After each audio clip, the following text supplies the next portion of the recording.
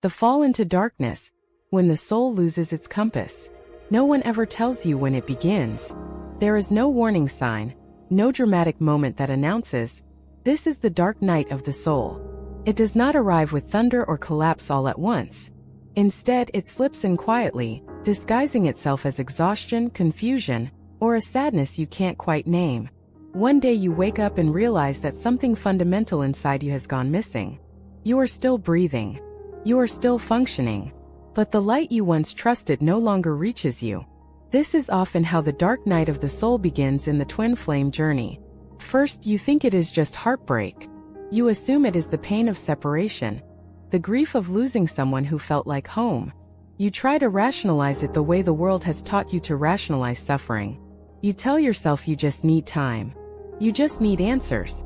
You just need them to come back. But this pain does not behave like ordinary pain. It does not lessen with distraction. It does not dissolve with logic. And it certainly does not disappear when you tell yourself to be strong. Instead, it deepens. You begin to feel lost in a way you have never felt before. Not lost like someone who took a wrong turn, but lost like someone who no longer recognizes the map. The goals that once motivated you feel hollow. The beliefs you once leaned on feel fragile. Even your identity, your sense of who you are, starts to crack under the weight of unanswered questions. You ask yourself, who am I without this connection? And more terrifyingly, who am I if this connection was never what I thought it was? This is where the darkness starts to close in. In the twin flame journey, the dark night of the soul often follows the most intense awakening. After the recognition, after the union or near union, after the moment when your heart opened wider than it ever had before. It is deeply ironic, because just when you think you have found the ultimate truth, everything begins to fall apart. You lose direction. You used to feel guided, even obsessed with signs, synchronicities, meanings, numbers, dreams, songs, sudden memories. Everything seemed to confirm that this journey was real, purposeful, divine. Then one day the signs stop comforting you. They start confusing you. Or worse, they disappear entirely. You try to hold on harder. You search for meaning everywhere. You reread messages, replay conversations, analyze timelines. You ask the universe for clarity, for reassurance, for something, anything that tells you this pain is not pointless. Silence answers back. And that silence is unbearable. This is the moment when faith begins to erode. Not just faith in the twin flame concept, but faith in love itself. Faith in your intuition. Faith in your own sanity. You begin to wonder if you imagined everything. If your soul lied to you. If you projected meaning onto someone who was never meant to stay. You ask questions you never thought you would ask. Was I delusional? Did I create this connection because I needed it? How could something that felt so sacred leave me feeling this empty? The dark night of the soul is not merely emotional suffering. It is existential collapse. You do not just grieve the loss of a person, you grieve the loss of certainty, the loss of purpose, the loss of the version of yourself who believed life was leading somewhere beautiful. Loneliness settles in, but not the kind that can be cured by company. You may be surrounded by people. You may be smiling, working, talking, living. Yet inside there is a vast, echoing emptiness that no conversation seems to reach. You feel fundamentally misunderstood, not because others don't care, but because the experience you are going through has no language in the ordinary world. How do you explain that your pain is not about abandonment but about fragmentation? That you don't miss them in a human way, but in a soul-deep way that feels like missing a part of yourself? You stop trying to explain. Isolation becomes internal. At night, the thoughts grow louder. The mind loops endlessly, replaying what went wrong, what could have been different, what you should have seen earlier. Sleep becomes restless or elusive. Dreams blur into waking life. Time loses structure. Days feel heavy, but nights feel endless. And then comes the most frightening part of all. Numbness. After the tears, after the panic, after the desperate searching, something inside you shuts down. You stop feeling joy, but you also stop feeling sharp pain. Everything becomes muted. Colors fade. Music no longer moves you the way it once did. Even spiritual practices that used to ground you feel distant and mechanical. This numbness is often mistaken for healing. It is not. It is the soul withdrawing inward because it has been stripped of all external anchors. It is the moment when the ego has been wounded beyond repair, but the new self has not yet emerged. You are suspended in between. Many people try to escape this phase. They distract themselves with new relationships, new beliefs, new identities. They look for teachers, readings, explanations that promise quick relief. Some even turn against the journey entirely, labeling it toxic or meaningless just to survive the disappointment. And yet, the dark night of the soul does not respond to avoidance. It demands stillness. It demands honesty. It demands that you sit in the emptiness long enough to realize that what is dying is not your soul, but the illusions that once defined it. In the twin flame journey, this darkness serves a brutal but sacred purpose. It strips away dependency disguised as love. It dismantles the belief that another person completes you. It exposes the parts of you that sought salvation outside yourself. This is why it hurts so deeply, because the soul is being asked to stand alone for the first time. Not abandoned, not unloved, but sovereign. At this stage, it may feel like you are being punished for loving too deeply, believing too fully, trusting too openly. But the truth is far more unsettling, and far more beautiful. You are being initiated. The dark night of the soul is the threshold where the old self cannot follow, where the mind loses control, where faith must be reborn from direct experience rather than hope. If you are here now, if you feel lost, disconnected, empty, or quietly broken, this chapter is not your failure. It is the beginning of your undoing. And undoing, painful as it is the only way the soul learns how to become whole again. In the next chapter, we will go deeper into what truly collapses during this phase, and why losing everything you thought you were may be the most necessary step of the twin flame journey. For now, know this: if everything feels dark, it may be because you are no longer meant to live by borrowed light. The collapse of the self, when the ego can no longer survive. If chapter 1 was the fall, then chapter 2 is the impact. This is the moment when you realize that what is breaking is not just your heart, not just your belief in another person, but the very structure of who you thought you were. The dark night of the soul deepens here, not by adding more pain, but by removing what once held you together. The ego begins to collapse. First, this collapse feels like confusion. You wake up one morning and sense that the roles you used to inhabit no longer fit. The achiever, the caretaker, the lover, the spiritual seeker, the strong one, the one who always knew what to do next. These identities once gave you direction, validation, and a sense of control.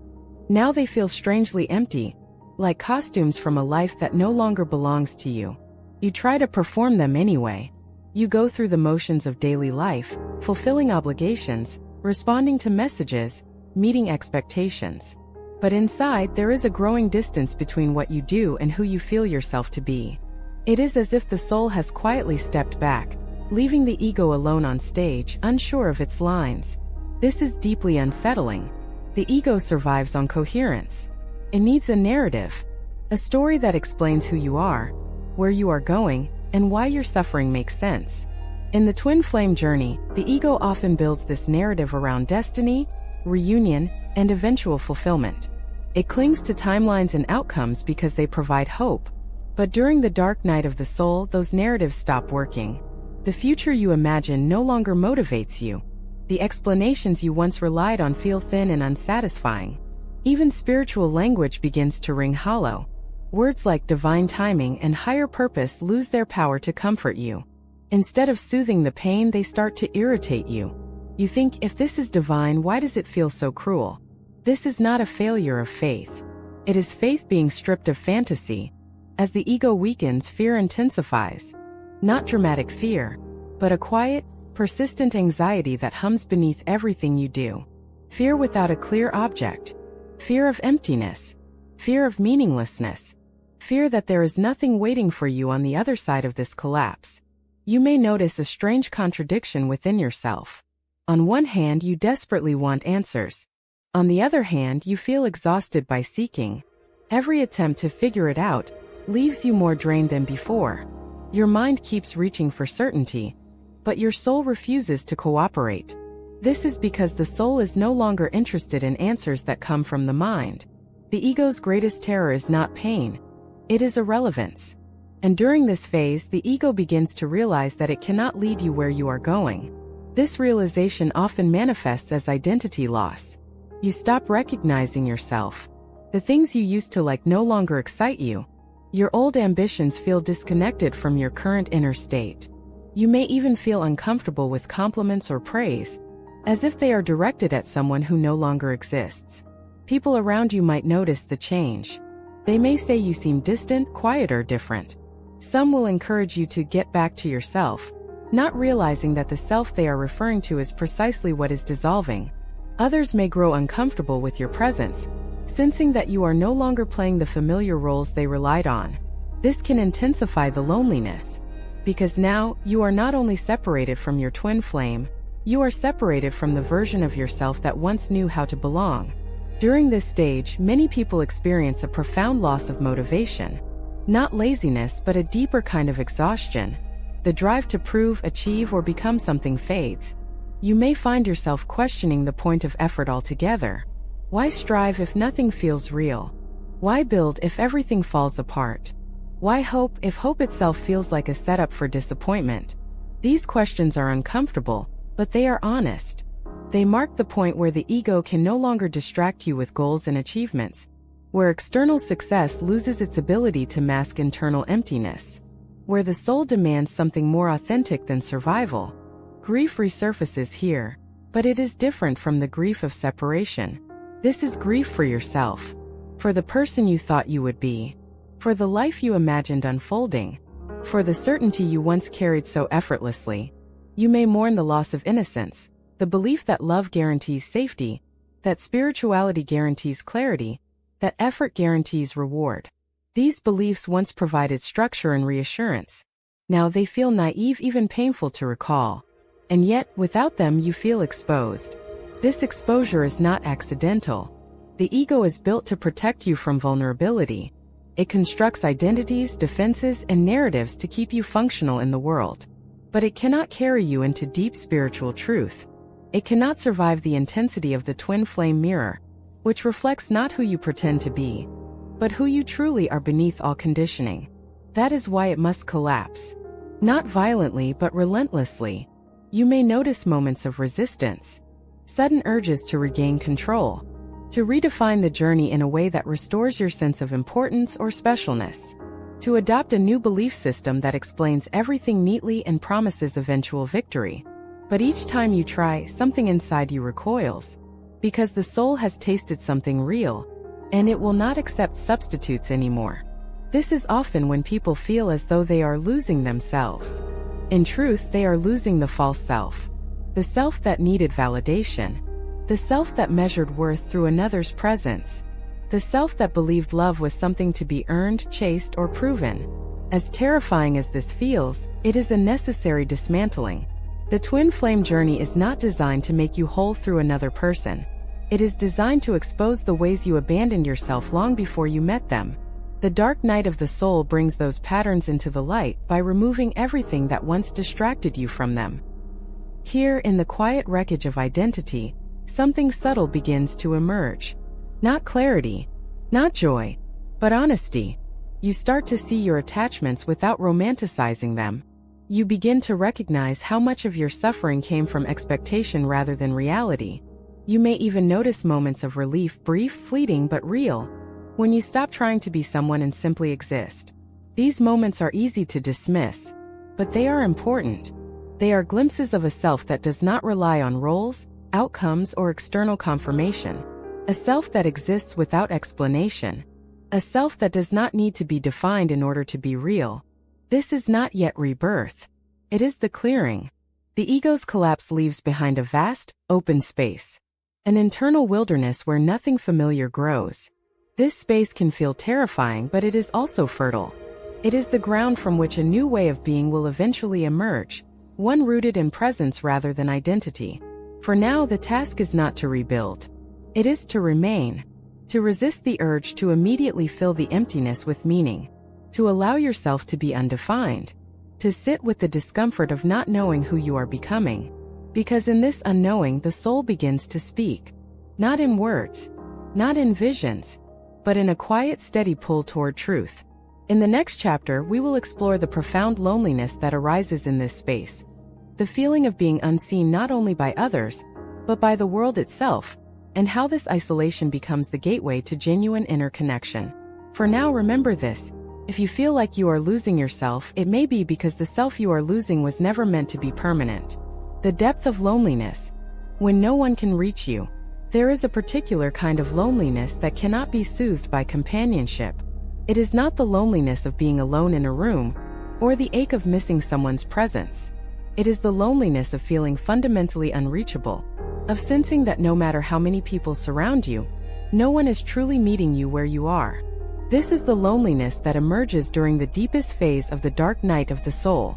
After the ego begins to collapse, after identities dissolve and beliefs lose their grip, you enter a space that feels stark and exposed. You are no longer distracted by roles or narratives, and without them, you become acutely aware of how alone you truly feel inside your own experience. In the twin flame journey, this loneliness is amplified, because the one person who once seemed to see you completely, the one who mirrored your soul with unsettling precision, is no longer present. Or worse, they are present in the world but inaccessible to you. This creates a paradoxical ache, feeling seen more deeply than ever before, and then suddenly unseen. You may try to explain this loneliness to others, but words fail you. How do you describe missing someone not as a person, but as a sense of recognition? How do you articulate the pain of losing a connection that did not just make you happy, but made you feel real? Most people respond with practical advice. They encourage you to socialize, to date again, to focus on yourself, to stay busy. Their intentions are kind, but their suggestions miss the point. Because this loneliness is not caused by a lack of interaction. It is caused by a lack of resonance. You crave connection at the level of essence, not activity. And when that resonance is absent, everything feels hollow. As this loneliness deepens, you may begin to withdraw, not because you dislike people, but because being around them requires a version of you that no longer exists. Small talk feels exhausting. Social masks feel heavy. Even relationships that once brought comfort now feel strangely distant. You might catch yourself thinking, no one really knows me anymore. Or perhaps more honestly, I don't know who I am enough to let anyone know me. This realization can be devastating, because human beings are wired for connection. We survive through shared meaning, shared presence, shared understanding. When those threads unravel, the psyche struggles to orient itself. You may feel untethered, as though you are floating through life without an anchor. This is often when the mind begins to turn against itself. Thoughts become darker, more introspective, more isolating. You may question whether you are fundamentally different from others, whether something is wrong with you, whether you are destined to remain disconnected forever. The mind searches for explanations, and in the absence of answers, it often blames the self. But this loneliness is not a flaw. It is a threshold. In the dark night of the soul, loneliness serves a precise and uncomfortable function. It strips away the illusion that others can save you from yourself. It dismantles the hope that external connection alone can fill an internal void. It forces you to confront the depth of your own inner world without distraction. This does not mean you are meant to reject connection. It means you are being guided toward a different kind of connection. At this stage, even spiritual communities may feel distant. Teachings that once resonated now seem superficial. Practices that once brought peace feel mechanical. You may feel disillusioned not only with people, but with spirituality itself. You think, if I am more aware than ever, why do I feel so alone? The answer is subtle. Awareness creates space. And space can feel like emptiness before it feels like freedom. When the soul withdraws from external attachments, it does so to reclaim energy that has long been scattered. This inward movement can feel isolating because it contradicts the ego's understanding of connection. The ego believes connection happens outwardly, through approval, validation, shared identity. The soul knows connection begins inwardly, through presence, honesty, and self-contact. But this inward turn is not immediately comforting. First, it feels like abandonment. You may feel abandoned by your twin flame, by the universe, by God, by life itself. You may feel as though you have been led into a desert with no promise of relief. This sense of abandonment can trigger deep, primal wounds, fears of rejection, unworthiness, and invisibility. These fears are not random. They are the emotional imprints that have shaped your relationships, choices, and self-perception long before the twin flame journey began. The dark night of the soul brings them to the surface by removing the distractions that once kept them buried. In this loneliness, memories may resurface. Moments from childhood when you felt unseen. Times when you learned to suppress your needs to maintain connection. Patterns of self-abandonment disguised as love. These recollections can be painful, but they are revealing. They show you that the loneliness you feel now did not begin with separation. It has been echoing quietly inside you for a long time. The twin flame connection did not create this loneliness. It illuminated it. And when the connection was removed or disrupted, the loneliness was left fully exposed. This realization can feel overwhelming, because it suggests that no one else is responsible for your pain. And while that truth is ultimately liberating, it is deeply unsettling at first. It removes the familiar roles of victim and savior, leaving you alone with your own inner landscape. Here, many people attempt to numb themselves. They may overwork, overconsume, overthink, or emotionally detach. They may seek constant stimulation or retreat into isolation. These coping mechanisms offer temporary relief, but they do not resolve the underlying ache. Because the loneliness is not asking to be escaped. It is asking to be felt. To sit with this loneliness without trying to fix it requires immense courage. It means allowing yourself to experience the raw absence of external reassurance. It means facing the fear that arises when there is no one to mirror you back to yourself. And yet, something remarkable happens when you stop resisting this loneliness. It begins to change. Not dramatically, not all at once, but subtly, quietly from the inside out. You may notice moments when the loneliness softens into stillness. When the ache transforms into a spacious silence rather than a sharp pain. In these moments, you are no longer searching for connection. You are simply present. This presence is unfamiliar. It does not come with excitement or validation. It does not promise reunion or resolution. But it carries a quiet sense of truth. A feeling of being with yourself without judgment. These moments are fragile at first. They may last only seconds before the mind returns with its questions and fears. But each time you experience them, something inside you learns that loneliness does not have to be unbearable. It can be inhabited. This is the beginning of inner companionship. Not the forced positivity of self-love affirmations, but a deeper, more grounded relationship with your own being. A willingness to stay with yourself even when you are confused, empty, or afraid. In this stage, you may realize that the loneliness you feared was actually the doorway to authenticity. Without the need to be understood, you begin to understand yourself. Without the need to be seen, you begin to see yourself. Without the need to be chosen, you begin to choose yourself. This does not eliminate the pain of separation, but it changes its meaning. The absence of your twin flame no longer feels like proof of your incompleteness. It begins to feel like an invitation to develop a deeper, more stable sense of self that does not depend on another's presence. This shift is subtle but profound. It marks the point where loneliness stops being an enemy and starts becoming a teacher. A teacher that shows you where you have been seeking outside what could only ever be found within. In the next chapter, we will explore how this inward connection begins to reshape your relationship with pain itself. How suffering transforms from something to escape into something that refines and reveals. For now, remember this.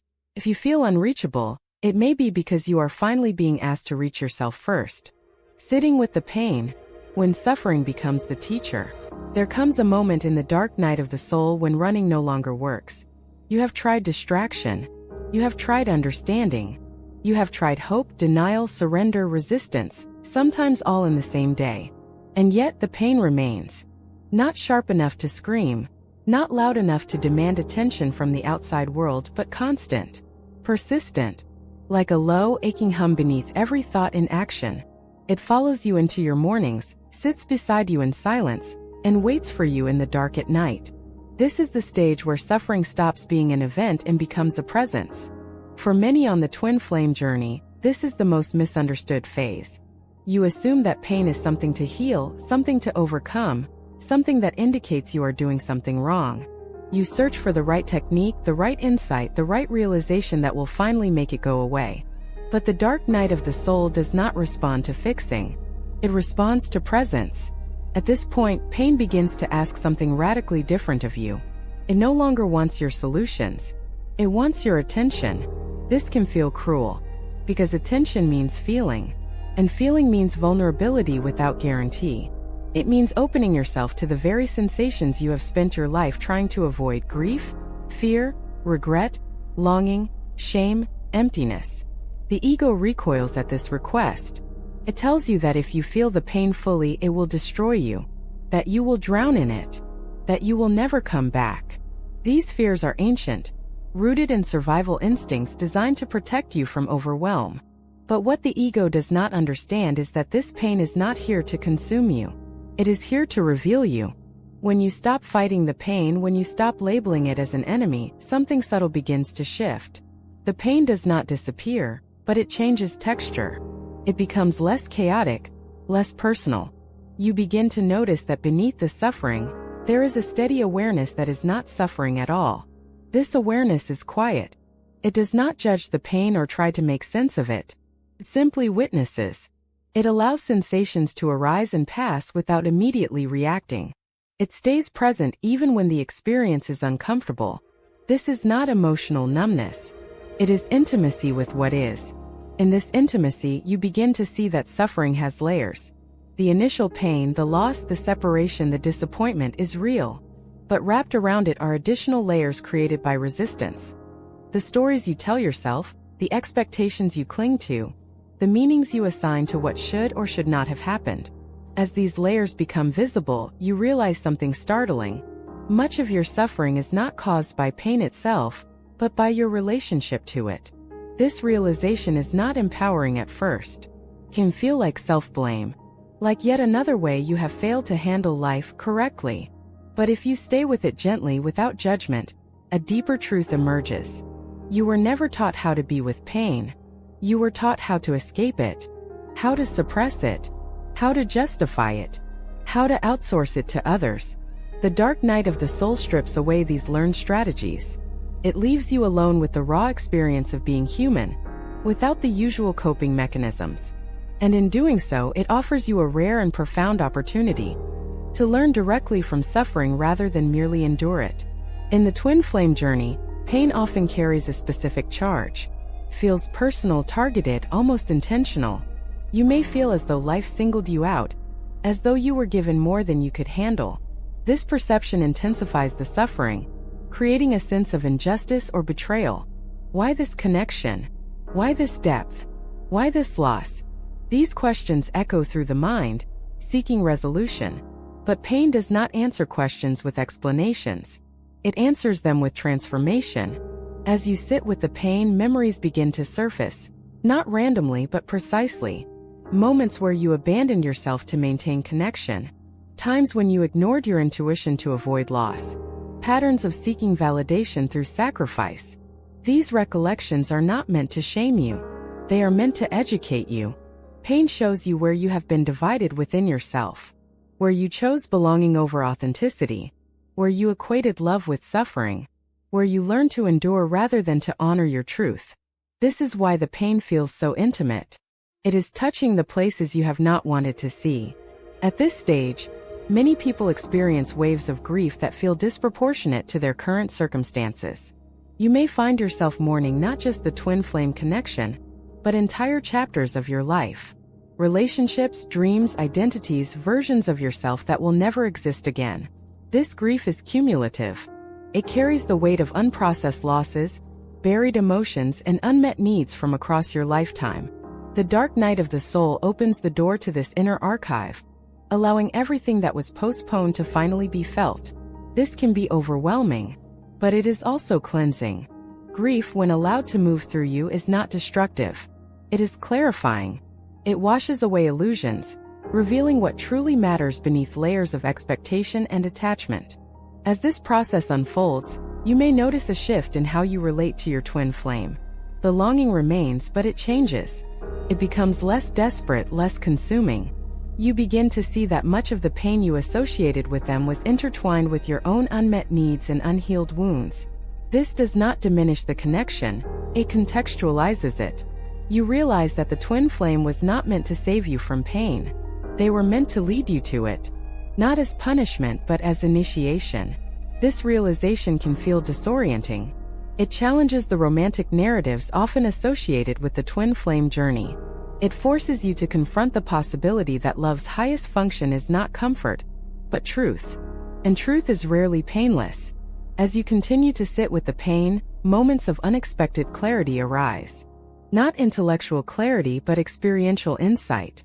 You may suddenly understand without words that suffering is not an obstacle on the path. It is the path. This understanding does not come with fireworks or relief. It arrives quietly, like a deep exhale you didn't know you were holding. It brings with it a subtle shift in posture, from resistance to allowance. You stop asking, "How do I make this stop?" and begin asking, "What is this asking of me?" This question changes everything. Pain begins to feel less like an affliction and more like a guide. Severe one, yes, but honest. It points you toward authenticity, boundaries, self-respect, and inner alignment. It exposes where you have been living out of sync with your own soul. At this stage, you may notice a growing sensitivity to what feels true and what does not. Situations, conversations, and environments that once felt tolerable now feel draining. You become less willing to betray yourself for the sake of comfort or approval. This is not because you have become hardened. It is because you have become attuned. Suffering refines perception. It sharpens discernment. It teaches you to listen beneath surface-level desires and fears. And slowly, almost imperceptibly, it begins to return something you thought you had lost forever. Trust. Not trust in outcomes. Not trust in people. But trust in your capacity to meet whatever arises. You begin to realize that you have survived the worst without collapsing. That you have faced depths you once believed would destroy you. And you are still here. Changed, yes. Softer in some places, stronger in others. But intact. This realization marks a turning point. The pain does not vanish, but it loses its authority over you. It no longer defines you.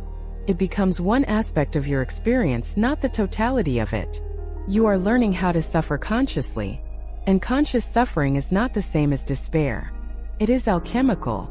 Transforms what it touches. In the next chapter, we will explore how this transformation begins to reorganize your inner world. How meaning slowly returns, not as belief or hope, but as embodied knowing. For now, hold this gently. If pain has become your constant companion, it may be because it is teaching you how to live without abandoning yourself. The quiet reorientation. When meaning begins to return without explanation. Something changes here, but it is so subtle that you almost miss it. There is no dramatic breakthrough. No sudden joy. No moment where the pain disappears and life makes sense again. Instead, meaning returns sideways.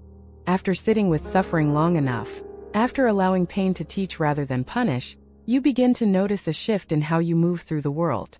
The darkness is still present, but it no longer feels chaotic. The emptiness remains, but it is no longer hostile. It has shape now. Texture. Space. This is the beginning of reorientation. Not toward hope as the ego understands it, but toward something quieter and far more stable. You stop looking for answers. Not because you have found them, but because the hunger for explanation fades. Questions still arise, but they no longer demand resolution. They pass through you like weather rather than defining the landscape. You may notice this first in small moments. You wake up one morning and realize you are not immediately bracing yourself for the day. You experience silence without rushing to fill it. You feel sadness without needing to fix it. These moments do not feel spiritual or profound. They feel ordinary. And that is precisely what makes them extraordinary. For the first time in a long while, you are not at war with your experience. This is not resignation. It is alignment. In the twin flame journey, much of the earlier suffering came from misalignment between expectation and reality, between longing and presence, between who you thought you were and who you actually are. The dark night of the soul dismantled those illusions violently. Now something gentler begins to take their place. A sense of inner gravity. You begin to feel oriented toward yourself rather than toward an outcome. This is difficult to explain because it does not come with a story. There is no narrative to cling to, no future vision to motivate you. And yet, there is a quiet sense that you are standing on more solid ground than before. Not because life is safer, but because you are more honest. This honesty changes how meaning appears. Earlier in the journey, meaning was something you sought. You searched for signs, synchronicities, interpretations that could justify your pain. Meaning was external, conditional, fragile. It depended on what happened next, on reunion, recognition, validation. Now, meaning begins to emerge internally. It does not explain why things happened. It does not promise that they will resolve in a particular way. It simply affirms that your experience is real and worthy of presence. This shift can feel unsettling, because the mind is used to meaning that points somewhere toward growth, reward, or resolution. But the meaning that emerges here points nowhere. It simply grounds you more deeply in what is. You may find yourself less interested in discussing the twin flame journey altogether. Not because it has lost importance, but because it no longer needs to be defined. The connection still exists, but it no longer occupies the center of your identity. This can feel like betrayal. Part of you may panic, wondering if this detachment means you are giving up, forgetting, or dishonoring something sacred. But what is actually happening is integration. The connection is no longer something you chase or resist. It becomes something you carry, quietly, without urgency. And in that quiet, something else emerges. A relationship with yourself that is not based on improvement. You stop trying to become better, more healed, more evolved. The endless self-work loses its compulsive edge. You still grow, but not out of fear of being incomplete. Growth becomes a natural byproduct of presence rather than a desperate project. This is deeply unfamiliar territory. Most of your life, your sense of worth was tied to movement, progress, achievement, transformation. Stillness felt dangerous. Inaction felt like failure. But here, stillness feels honest. You begin to trust what feels true rather than what sounds right. This trust is fragile at first. You may second-guess yourself, wondering if you are becoming complacent or detached. You may fear that without longing, without striving, you will lose your depth or intensity. But slowly, you realize that intensity was never the same as truth. Truth is quieter and far more sustainable. As meaning reorganizes itself, your relationship with pain continues to evolve. Pain still arises, but it no longer feels personal. It no longer tells a story about your worth or your fate. It becomes an experience rather than an identity. You notice that you can feel grief without collapsing into it. That you can miss your twin flame without losing yourself. That longing can exist without directing your choices. This is not emotional numbness. It is emotional maturity. You are no longer defined by what you feel. You are defined by your capacity to stay present with it. This capacity extends into how you relate to the world. Conversations change. Boundaries become clearer. You say no without explanation. You say yes without justification. Not because you are hardened, but because you are aligned. You begin to sense when something is not true for you, not intellectually, but somatically. Your body responds before your mind does. There is a quiet tightening when something is off, and a subtle ease when something is right. This embodied knowing becomes your new compass. It does not point toward reunion or separation. It does not predict outcomes. It simply guides you toward integrity. This is where meaning truly returns, not as belief but as embodiment. You realize that the dark night of the soul did not remove meaning from your life. It removed false meaning. Meaning that depended on fantasy, projection, and external fulfillment. What remains is leaner, simpler, and far more resilient.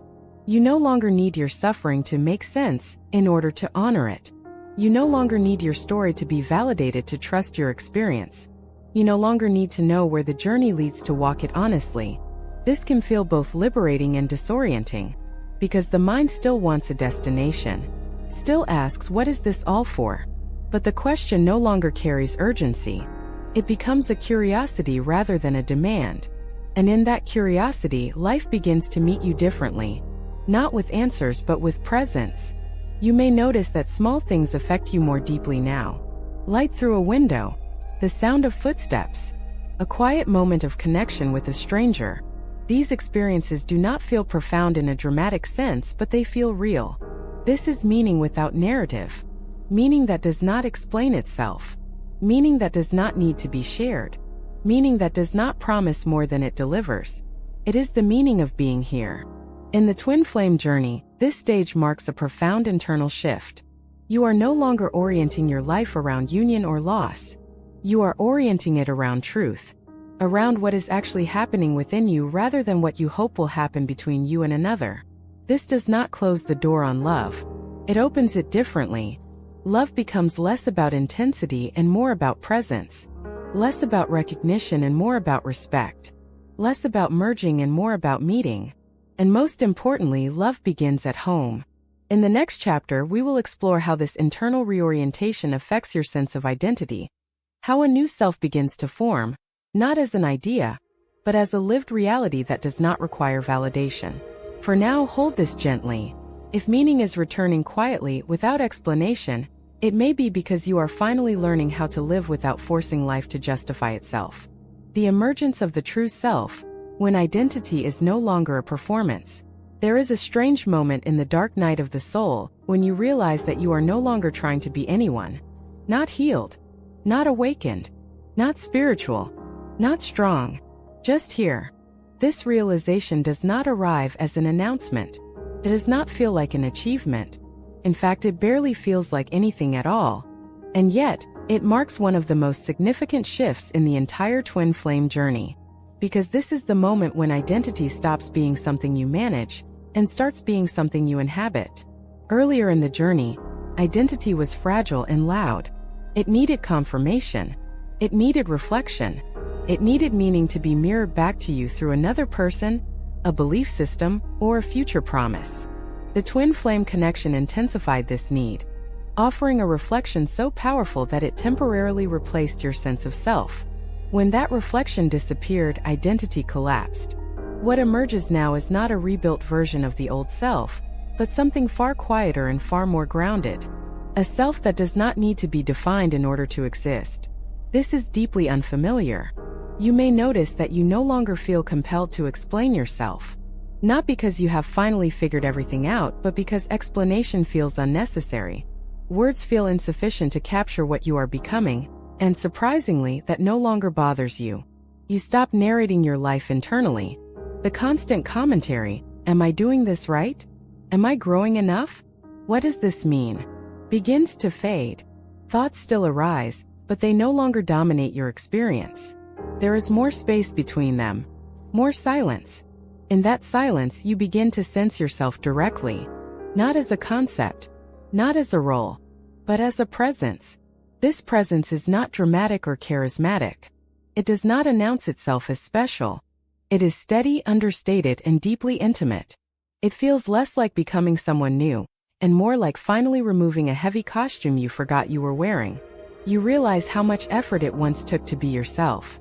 How much energy you spent adjusting, performing, anticipating reactions. How often you filtered your truth to maintain connection. How much of your identity was shaped around being seen, chosen, or understood. The dark night of the soul stripped all of that away. And now, in the absence of performance, something honest begins to take shape. This emerging self does not rush. It does not grasp for certainty or validation. It does not feel the need to prove its depth or justify its existence. It is content to move slowly, to respond rather than react, to listen more than it speaks. This can feel disorienting at first, because the world often rewards clarity, confidence, and direction. And here you are, moving from a place that is quieter, less defined, and far less predictable. You may worry that you are becoming passive or detached, but you are not withdrawing from life. You are meeting it from a deeper place. This new identity is not built from ideas about who you should be. It is built from lived truth, from what you can no longer deny about yourself, from what remains when striving ends. You begin to notice that your choices change, not because you have adopted new rules, but because your tolerance for misalignment has decreased. Situations that once felt acceptable now feel draining. Relationships that relied on you shrinking or performing no longer hold. You may walk away from things without anger or drama, simply because they no longer resonate. This is not avoidance. It is discernment. The emerging self is deeply attuned to authenticity. It senses when something is false, not in a moral sense but in an energetic one. When words do not match actions. When connection requires self-abandonment. When love is conditional on performance. You no longer negotiate with these signals. You listen. This listening reshapes how you relate to your twin flame. The connection remains, but it is no longer fused with your identity. You no longer define yourself through their presence or absence. You no longer measure your worth through reunion or separation. The bond exists, but it does not own you. This shift can feel both liberating and painful. Liberating because you are no longer trapped in longing. Painful because you realize how much of yourself you once gave away. There may be moments of grief here. Grief for the years spent searching externally for what was always internal. Grief for the versions of yourself that endured suffering in the name of love. Grief for the intensity you mistook for truth. But this grief is not destabilizing. It is clean. It passes through without leaving residue. It honors what was without chaining you to it. As the true self continues to emerge, you may notice that your sense of time changes. You feel less urgency, less pressure to get somewhere. The future loses its grip on you, not because you are hopeless, but because you are present. You begin to live from a different center. Not the mind which seeks certainty, not the ego which seeks validation, but the body, the breath, the quiet intelligence of lived experience. This embodiment brings with it a surprising sense of humility. You stop feeling special for your suffering. You stop identifying as wounded or awakened. You stop comparing your journey to others. Not because you dismiss its depth, but because you no longer need it to define you. You recognize that the dark night of the soul was not about becoming extraordinary. It was about becoming real. This realization softens you. You become more patient. Not because you force patience, but because you understand how fragile and complex inner transformation truly is. You become less judgmental, not because you adopt compassion as a value, but because you see how easily people confuse survival with choice. This compassion extends inward. You stop demanding that you be healed, complete, or certain. You allow yourself to be in process without labeling the process as progress or failure. You trust that what is unfolding does not need your management. This trust is not blind. It is earned. Earned through suffering, honesty, and the willingness to let go of who you thought you were. At this stage, identity becomes something fluid. You are no longer attached to fixed definitions of self. You allow yourself to change without panic, to contradict yourself without shame, to not know without anxiety. This fluidity is often mistaken for weakness. In truth, it is strength without rigidity. The true self does not need to defend itself. It does not need to dominate or withdraw. It simply responds to what is present, moment by moment, with integrity. You may notice that creativity returns here. Not as ambition, but as expression. You feel drawn to create, to speak, to move, not to be seen, but to externalize what lives within you. Creation becomes a form of dialogue with life rather than a bid for recognition. This is the self in conversation with existence. Not trying to shape it, not trying to escape it, but participating honestly. The twin flame journey at this point reveals its deeper purpose. It was never about union as an outcome. It was about individuation as a process. About becoming whole enough to stand alone without closing your heart. About loving deeply without losing yourself. About recognizing connection without surrendering sovereignty. This does not mean the journey is over, but it does mean that you are no longer lost within it. You carry yourself differently now, with less urgency, with more presence, with a quiet confidence that does not need affirmation. And perhaps most importantly, you begin to trust that whatever unfolds next, whether reunion, continued separation, or something entirely unforeseen, you will meet it as yourself. Not as a fragment, not as a seeker, but as someone who has walked through darkness and learned how to stand in their own truth. In the next chapter, we will explore how this emerging self begins to re-enter the world. How relationships, love, and connection are redefined when you no longer seek completion outside yourself. For now, remember this: if you feel unfamiliar to yourself, it may be because you are finally meeting the part of you that was never meant to be performed. Returning to the world loving without losing yourself. At some point, almost without noticing, you begin to re-enter life. Not in the dramatic way stories promise. There is no triumphant return. No announcement that the dark night of the soul has ended. Instead, there is a quiet willingness to participate again. To answer messages. To show up. To engage, not from need but from presence. You are still carrying what you have lived through, but it no longer weighs you down. The world looks the same, Yet you experience it differently. Conversations feel slower, more textured. People's words seem to reveal more than they intend. You notice subtleties, hesitations, tones, the energy beneath what is said. Not because you are hypervigilant, but because you are no longer numbing yourself to stay functional. This sensitivity is not fragility. It is attunement.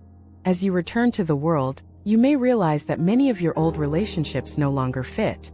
This can be painful. Not because you have outgrown others in a hierarchical sense, but because the ways you once connected are no longer honest for you. You are no longer willing to perform for belonging. In the past, connection often came at a cost. You adjusted your truth, softened your boundaries, or overextended yourself to maintain harmony. You confused intensity with intimacy, sacrifice with love, endurance with loyalty.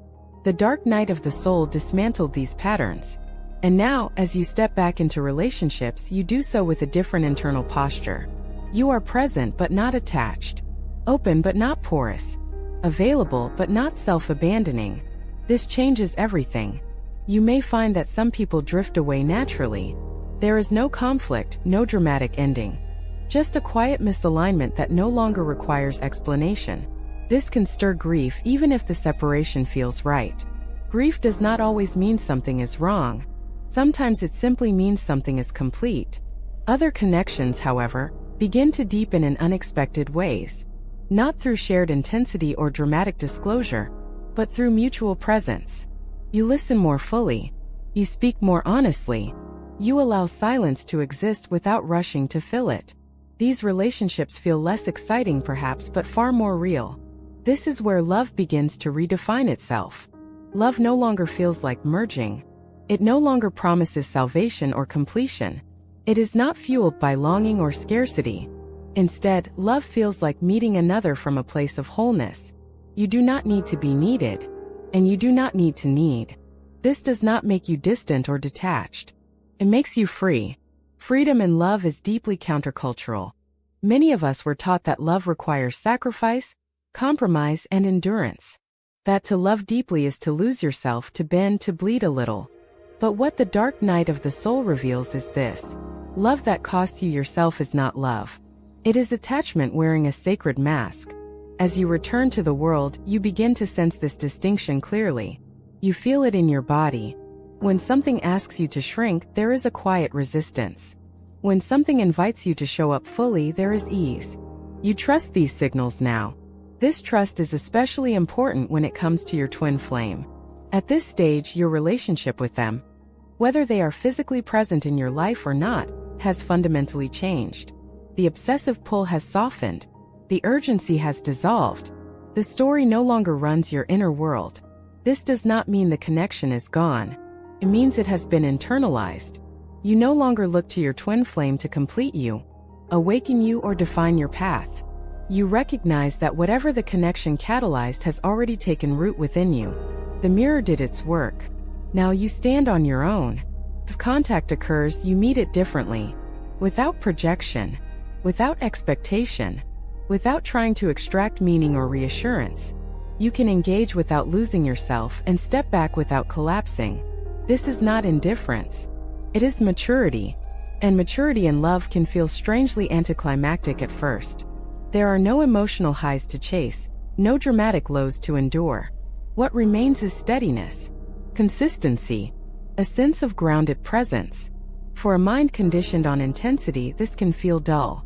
But for the soul, it feels safe. As you re-enter the world, you may also notice a shift in how you relate to work, creativity, and purpose. You are less driven by the need to prove yourself or justify your existence. You still care, but the care is cleaner. You choose what to give your energy to. You begin to honor your limits. Not as failures, but as information. You rest when you are tired. You step back when something feels misaligned. You say no without constructing a defense. This self-respect was forged in darkness. It is not performative or rigid. It is quiet and deeply rooted. You may notice that you attract different people now. Those who are comfortable with presence rather than performance. Those who are not threatened by your autonomy. Those who do not require you to explain your depth. And you may also notice that you repel those who thrived on your confusion, your availability, your self-doubt.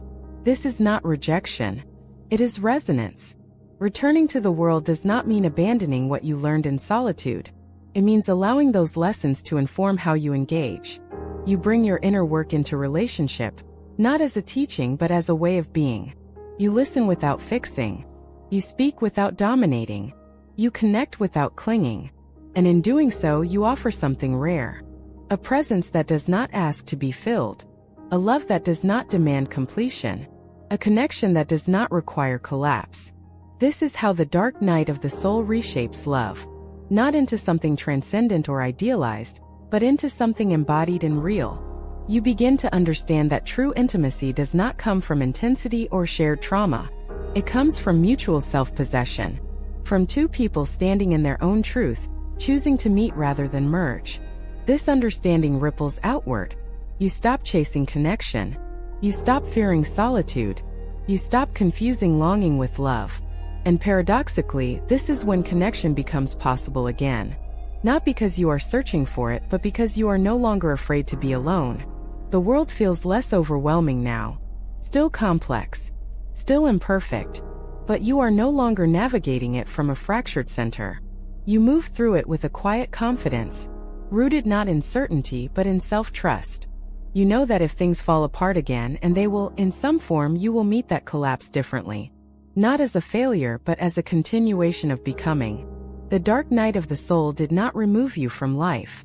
It prepared you to live it without losing yourself. In the final chapter, we will explore what remains after everything has fallen away. How the journey ultimately resolves not in answers, but in a way of being that carries light without trying to escape the dark. For now, hold this truth close. If you are returning to the world more gently, more honestly, and with clearer boundaries, it may be because you have learned how to love without disappearing. The death of hope. When the soul stops fighting and starts remembering. There comes a point in the dark night of the soul that feels different from all the pain before it. This is not the stage of loud heartbreak. Not the stage of desperate longing. Not even the stage of anger or confusion. This is the stage where hope itself collapses.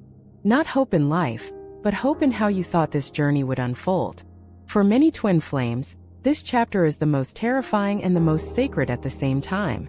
Because hope, once a source of strength, now becomes a weight. You realize that every time you hoped, you were still resisting what is. You were still bargaining with the universe. Still waiting. Still clinging. And the soul is tired. When hope becomes exhaustion, at this stage you no longer cry every night. You no longer check their social media obsessively. You no longer replay conversations again and again. Instead, you feel something quieter and more unsettling. A deep, hollow stillness.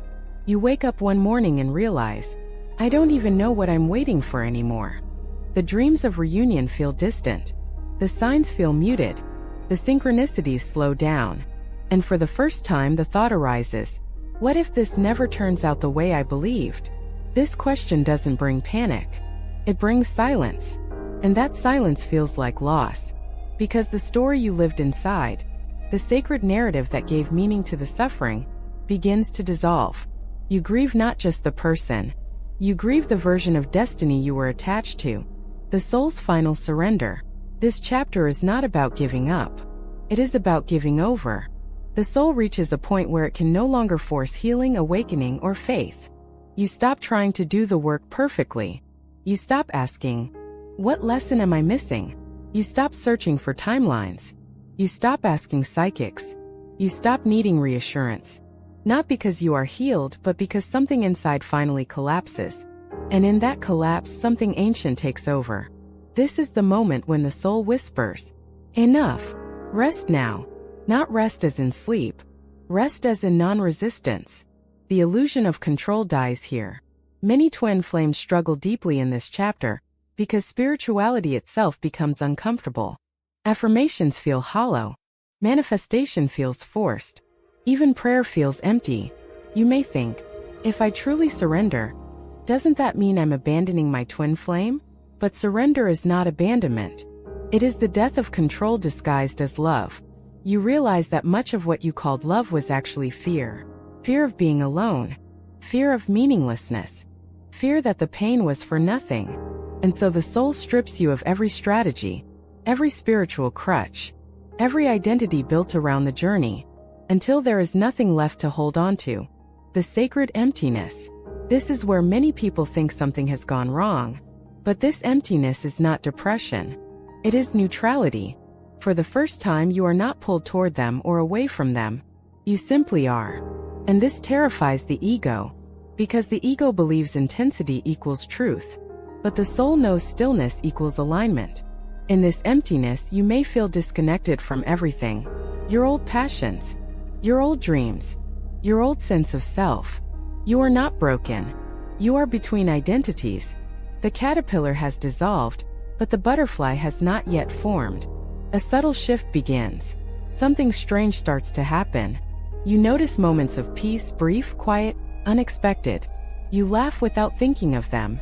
You enjoy a sunset without wondering if they see it too. You make decisions based on what you feel, not how it might affect reunion. And then guilt arises. Am I forgetting them? No, the soul answers. You are remembering yourself. This is not detachment from love. This is detachment from suffering. Love without need. In this chapter, love changes form. It becomes quieter, cleaner, less dramatic. You may still love them deeply, but without urgency, without fantasy, without expectation. You no longer need them to awaken. You no longer need them to choose you. You no longer need them to validate your experience. And paradoxically, this is when the energetic cords finally soften. Because need was the tightest knot of all. The end of the old story. Every twin flame carries a story. We are destined to reunite. This suffering has a purpose. They will come back when they awaken. But Chapter 8 asks a painful question. What if the purpose was never reunion? What if the purpose was liberation? This question does not destroy love. Frees it from expectation. And for the first time, you allow the journey to be meaningful, even without a specific outcome. That is true faith. Why this chapter is necessary. Without this chapter, awakening remains conditional. It depends on outcomes, timelines, validation. But the soul cannot be reborn while still bargaining. Dark night of the soul is not meant to make you stronger. It is meant to make you empty enough for truth. And truth cannot enter a vessel already full of stories. The quiet rebirth begins. You won't notice the rebirth immediately. There is no explosion, no lightning strike, just a subtle return to yourself. A gentle curiosity about life again. A sense that even if nothing magical happens, you will be okay. And that is when the soul finally exhales. Because you have passed through the narrow gate. Not by effort, but by surrender. If this chapter resonates, know this. You are not behind. You are not failing the journey. You are not losing your twin flame. You are shedding the version of yourself that needed pain to feel connected to love. The quiet return. When life begins to meet you without resistance. After the death of hope, there is no dramatic resurrection. No sudden reunion. No cosmic announcement. No thunderclap of certainty. What comes next is something far more subtle. Life begins to approach you again. Not as a promise, but as presence. This chapter is not about triumph. It is about integration. It is the phase where the soul, emptied of illusion, slowly relearns how to inhabit a human life without bargaining with the universe. The difference between healing and integration. Many twin flames mistake healing for completion. Healing feels like relief. Integration feels like embodiment. In healing, you process pain. In integration, you stop organizing your life around the wound. By Chapter 9, you are no longer actively unraveling trauma. Instead, you begin noticing how your nervous system responds to ordinary moments. A text message, a memory, a song, a quiet evening alone, and you realize something important. The reaction is gone. The charge has faded. This does not mean the love disappeared. It means it no longer controls you. The soul learns to live without answers. One of the most radical shifts in this chapter is your relationship with uncertainty. Earlier in the journey, uncertainty felt unbearable. You needed clarity, labels, definitions, spiritual explanations. Now uncertainty becomes neutral. You no longer ask, when will reunion happen? Are we truly twin flames? What lesson is left? Not because the answers arrived, but because the questions lost their urgency. The soul finally understands. Answers are not required for peace. And this is when life becomes breathable again. The rebirth of the self, without spiritual identity. In earlier stages, the twin flame identity may have become central to your sense of self. You were the awakened one, the chaser, the wounded healer, the one who sees the truth. But Chapter 9 strips away even spiritual labels. You no longer need to define yourself through suffering or insight. You begin to feel like a person again. Not a mission. Not a catalyst. Not a divine archetype. Just someone who wakes up, goes through the day and exists, without needing meaning attached to every moment. This simplicity feels unfamiliar. Almost empty at first. Then peaceful. When love no longer feels urgent, something else changes in your heart. The love remains, but it is no longer restless. It does not demand expression. It does not seek recognition. It does not wait. It simply exists quietly. This kind of love does not pull, does not ache. It does not ask the other to become something. It allows. And for the first time you realize, this is what unconditional love actually feels like. Not intensity, not longing, but spaciousness. Life begins to offer new pathways. At this stage, life starts presenting opportunities, not as tests but as invitations. New work, new creative impulses, new connections. You may meet people who feel emotionally safe, people who do not trigger your abandonment wounds, people who are present. And a new question arises. Am I allowed to move forward? This question is not about loyalty. It is about permission. The soul has been conditioned to believe that moving forward means betrayal. But Chapter 9 teaches you, you are not here to wait. You are here to live. The ego returns but transformed. It is important to understand, the ego does not disappear. It returns but differently. Before the ego clung. Now it protects. Before it feared loss. Now it respects boundaries. Before it sought validation. Now it supports discernment. This is a mature ego, one aligned with the soul rather than fighting it. You begin making choices not from fear or fantasy, but from self-respect. This is integration. The twin flame connection becomes neutralized. One of the most misunderstood aspects of this chapter is the energetic shift in the twin flame bond. The connection does not vanish, but it no longer dominates your internal landscape. You may still sense them, dream of them occasionally, feel a soft familiarity when they cross your mind, but there is no compulsion to act, no need to reach out, no urge to interpret signs. The bond has moved from the foreground of your life to the background of your being. And this is where it becomes clean. A new relationship with time. Earlier, time felt like an enemy. Every day apart felt like failure. Now time becomes irrelevant. You are no longer measuring progress by external milestones. You measure it by internal stability. How quickly you return to calm. How honestly you express your needs. How gently you treat yourself. This is real evolution. The silent gift. The greatest gift of this chapter is not peace. It is trust. Not trust that reunion will happen. Not trust in fate or destiny. But trust in yourself. Trust that you will be okay, no matter what unfolds. Trust that love does not leave scars when it is allowed to breathe. Trust that your life belongs to you again. And from this place, something remarkable happens. You stop waiting for the universe to prove itself.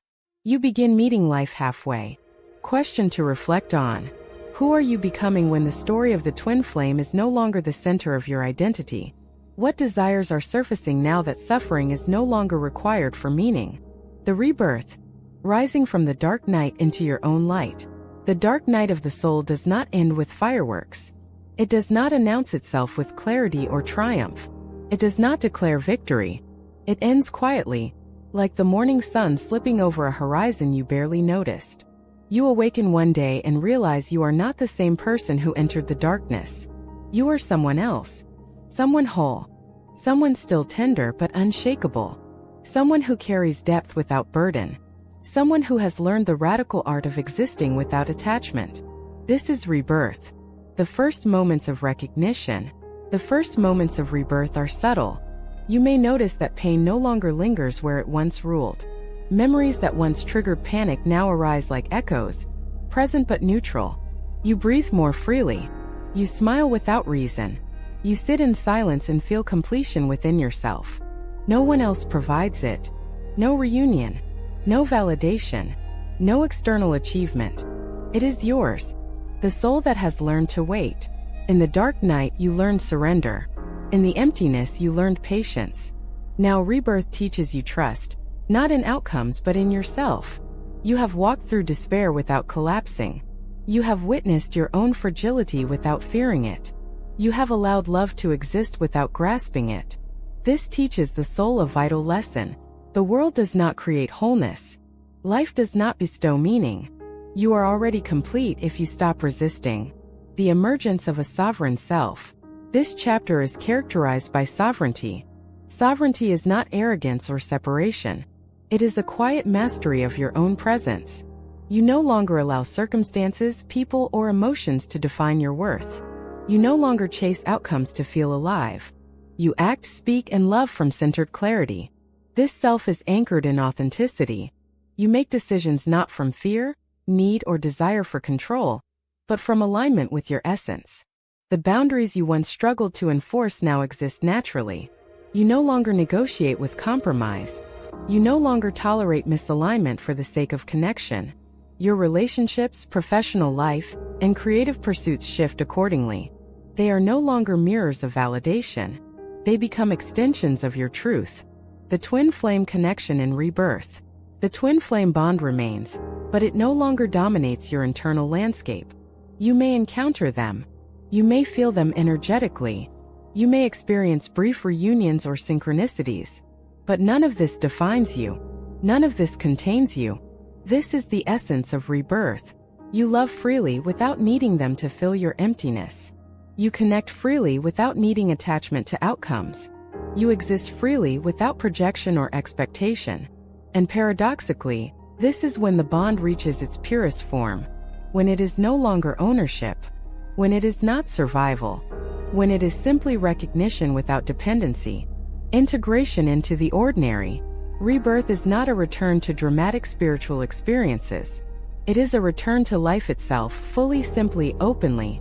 You notice beauty where you never saw it before. A bird's flight, a child's laughter, sunlight spilling through leaves. You notice that even ordinary moments carry profound meaning. Not because of symbolism, but because you are present to experience them. The world no longer overwhelms you. You are no longer trying to control, predict, or fix it. You interact with life as an observer and participant at once, neither clinging nor fleeing. The role of silence in solitude. Silence becomes your ally. Solitude no longer feels lonely, it feels sacred. In the quiet, you notice the rhythms of your own heart, the whispers of your intuition, the unspoken guidance of your body, your breath, and your awareness. You realize that the loudest teacher was not experience or others, but the stillness you cultivated in darkness. This silence allows creativity, clarity, and presence to emerge naturally. You write. You create. You move. You speak. Not for recognition. Not for validation. But to express what life is showing you, your truth externalized. Compassion and understanding in rebirth. A new layer of compassion emerges. Not pity. Not moral superiority. Not forced empathy. But real understanding born from experience. You see the struggles of others, of lovers, of strangers, and even of those who hurt you without judgment. Not because you condone, but because you recognize the universality of suffering. You understand how deeply human limitation can shape behavior. You realize that love is not perfect, and that life is rarely fair. And this understanding extends inward. You no longer chastise yourself for past mistakes. You no longer punish yourself for feelings, desires, or perceived failures. You allow yourself to exist fully, in every imperfection, every contradiction, every shadow. Freedom from the outcome. Rebirth carries a radical freedom. The story of your twin flame no longer dictates your mood, your decisions, or your energy. The reunion, the signs, the timing, all are secondary. You operate from presence, authenticity, and alignment. This freedom allows love to expand naturally. It allows creativity to flourish. It allows joy to exist without reason. It allows your soul to inhabit your life fully, without strings. The light that emerges. Finally, rebirth is about light. Not the kind of light that blinds or dazzles. Not the kind of light that demands attention. But the quiet, steady, radiant light that emanates from being whole. From living aligned with your soul. From loving without attachment. This light is not for the world to see. It is a reflection of your own inner integrity. It is the proof that even after the longest, darkest nights, life can carry you back to your own center. The soul learns the ultimate lesson. The ultimate lesson of the dark night of the soul is not reunion. It is not awakening. It is not even freedom from pain. It is this: you can exist fully, deeply, and lovingly, even when life does not unfold according to your plan. This is the rebirth. This is the liberation. This is the rise from darkness into light, not as a destination, but as a way of being. A final question to reflect on. If the twin flame journey has taught you anything, let it teach you this. Can you love without needing? Can you exist fully without external validation? Can you carry your light into the world, even when the path remains uncertain? The dark night of the soul is the crucible. Chapter 10 is the phoenix rising. And the choice is yours, to shine from your own rebirth. If this chapter resonates with your journey, know this: you are not defined by reunion or separation. You are not measured by intensity or suffering. You are defined by your ability to inhabit your own truth. Take this light into your life. Walk forward from darkness into your own sovereignty.